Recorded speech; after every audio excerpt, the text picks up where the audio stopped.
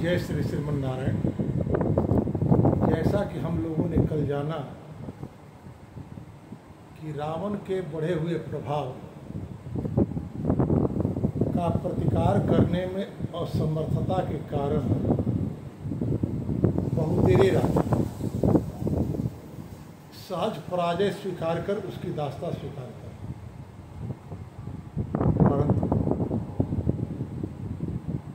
इक्ष्वाकु वंशीय महाराज अनरण्य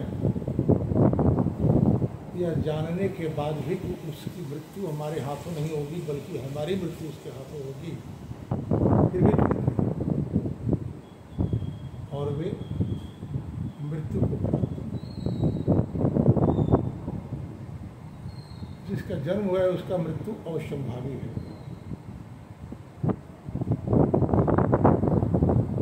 दास्तापूर्ण जीवन से कहीं अच्छा है अपने गौरव के लिए संघर्ष पूर्वक मृत्यु को प्राप्त होना, क्योंकि आपकी यही गौरवशाली परंपरा आपके पीढ़ियों के भीतर गौरव का भान करा सकती है। और मरते मरते उन्होंने कहा उत्पत्त सेते कुले ही अस्मिन इक्ष्वाकुना महात्मना रामो दासरथे नाम सते प्राणत भविष्यति। मेरे वंश में महाराज दशरथ के पुत्र के रूप में राम जो होंगे वही तुम्हारे मृत्यु का कारण बनेंगे, अर्थात तुम्हारा वध करेंगे।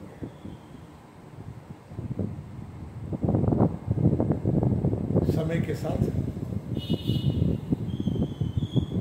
इक्ष्वाकु वंशीय नरेशों में आदर के साथ नाम लिए जाने योग्य महात्मा दशरथ राजा के रूप में अवध जन्म लिए। उनकी शासकीय व्यवस्था अत्यंत सुव्यवस्थित और सुदृढ़ रही। विश्वसनीय मंत्रीगण थे, अनुरक्त रानियां थी, संपूर्ण लोक प्रयत्न करने के बाद भी पुत्र प्राप्त नहीं कर सके। दैव का सम्मान करने वाला यदि दैव का आश्रय स्वीकार कर ले तो बातें बन जाती हैं। महान परिणाम के लिए लंबी प्रतीक्षा और लंबे संघर्ष की आवश्यकता है। महाराज दशरथ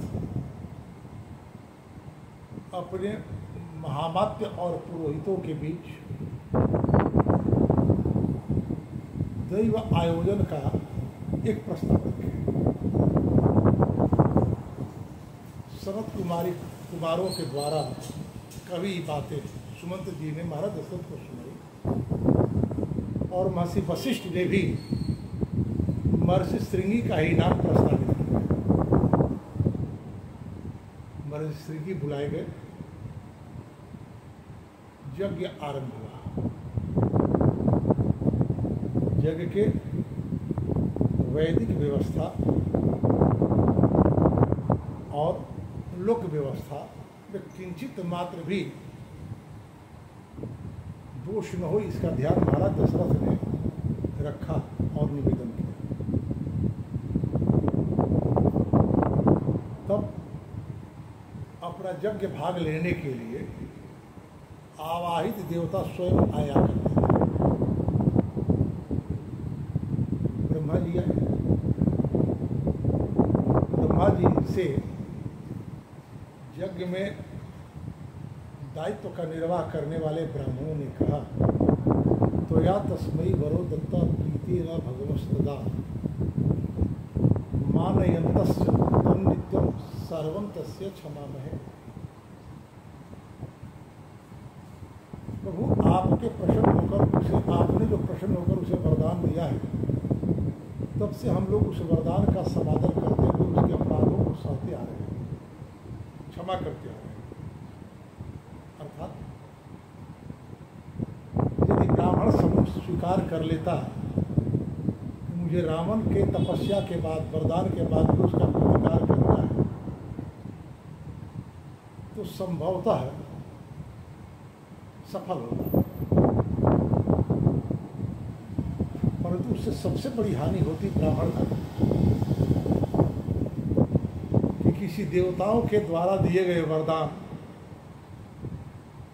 का कोई महत्व नहीं है, देवता उपेक्षित हो जाते हैं,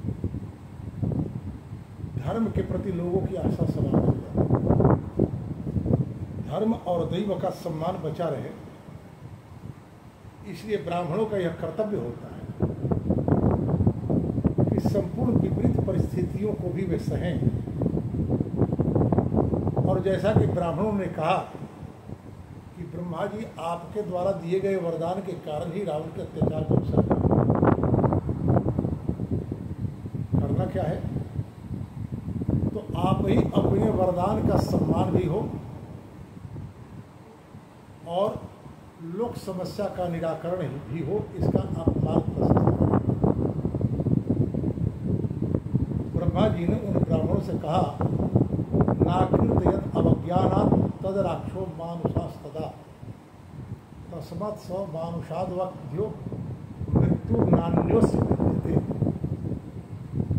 मनुष्यों को तुच्छ समझता था, इसलिए उनके प्रति अवहेलना के कारण उनसे अबद्ध होने का वरदान नहीं मांगा।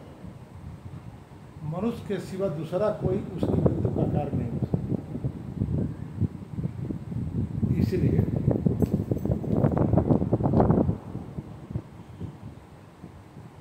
भगवान श्री नारायण स्वयं मनुष्य के रूप में अवतार लेंगे, यह बात ब्रह्मा जी ने कहा।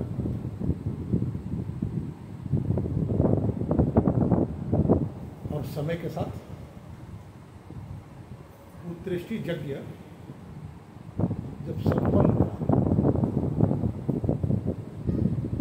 तो यज्ञ पुरुष भगवान स्वयं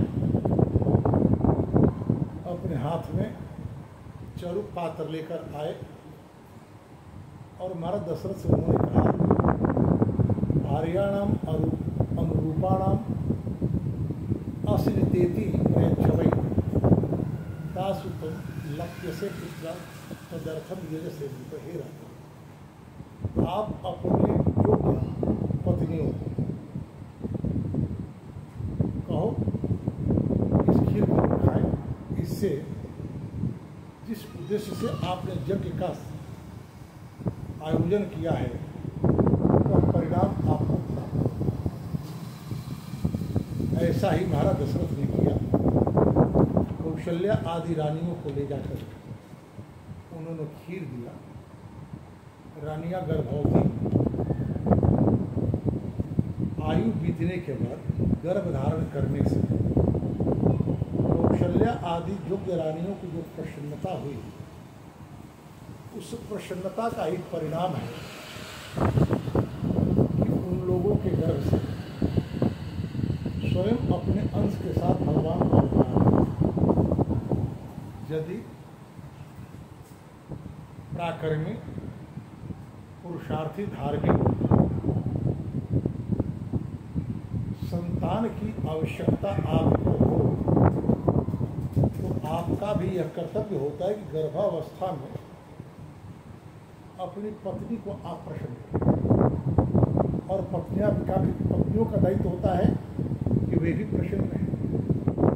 समय के साथ कौशल्या के गर्भ से भगवान राम का प्राकट्य होता है। जब भी कोई व्यक्ति जन्म लेता है, जब भी कोई जीव जन्म लेता है या ईश्वर अवतार धारण करते हैं, धरा पर आते हैं, उस समय आकाशीय स्थिति उस जीव के प्रारब्ध या ईश्वर के संकल्प की व्याख्या करते हैं।